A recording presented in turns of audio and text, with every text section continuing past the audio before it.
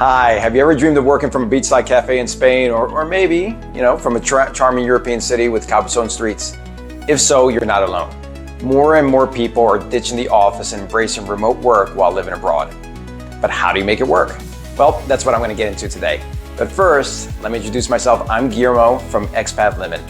Almost 4 years ago, my wife and I moved our family of 6, plus our little puppy, Chewy, to Spain. Unfortunately, when we moved, we didn't have someone to help us navigate that complicated and stressful process.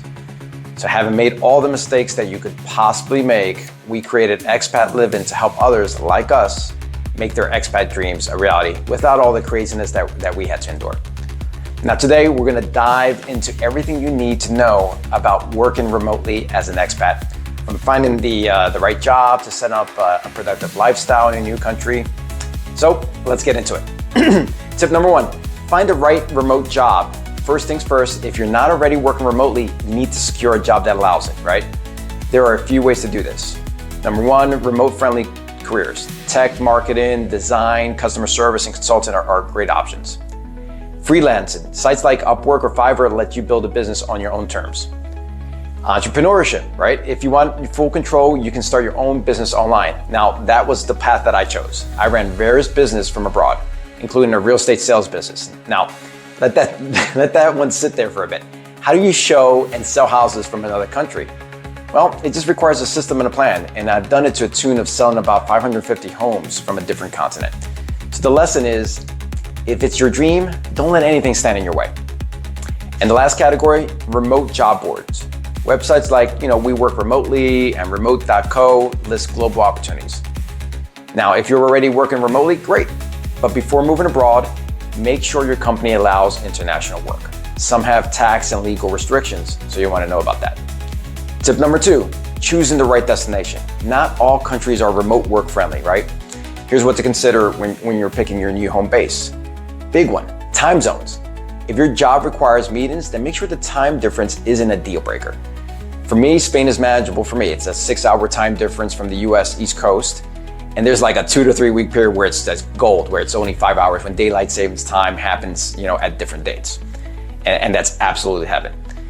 Now, I did have some clients on the West Coast, and those extra few hours really, really hurt. So you want to consider that part.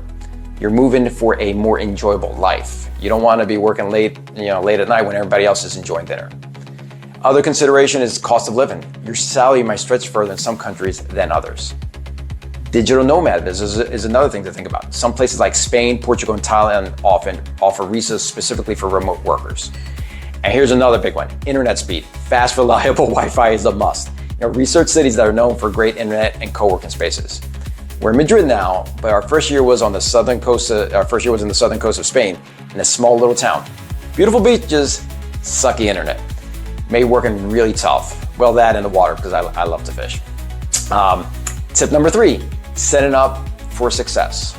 Once you land in your new home, it's time to set yourself up for a productive and balanced life, right? Your workspace, whether it's a co-working space or home office, having a dedicated area is huge. It's key. I tried both until I found the right balance for me. Working home alone all the time can make you a little stir crazy.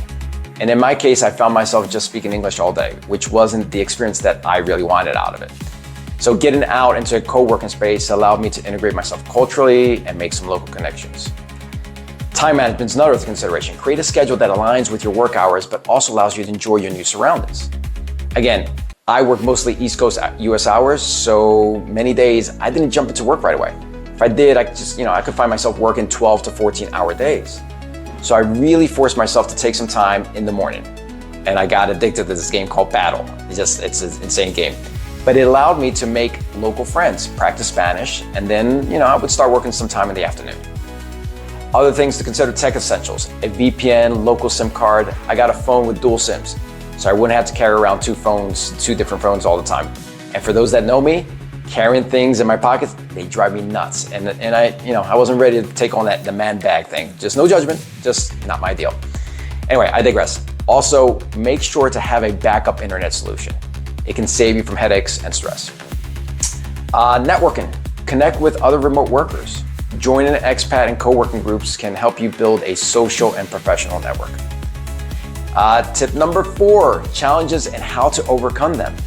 Working remotely while living abroad is amazing, but let's be honest, there are going to be challenges. I alluded to it before, loneliness, right?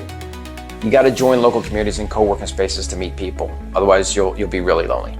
Distractions. Set clear work hours and avoid the temptation to explore too much during your work zone. And again, the time zone struggles. If you're working odd hours, you got to set boundaries and communicate with your team and just set correct expectations. Remember, this is a lifestyle choice and it is possible to make it work. The key is structure. The more you're intentional about your routine, the more you enjoy the experience. And last but not least, number 5, why it's worth it. If you've been thinking about working remotely from abroad, I can tell you it's one of the best decisions I've ever made. You get to experience new cultures, enjoy more flexibility, and often, just improve your quality of life while earning a really solid income.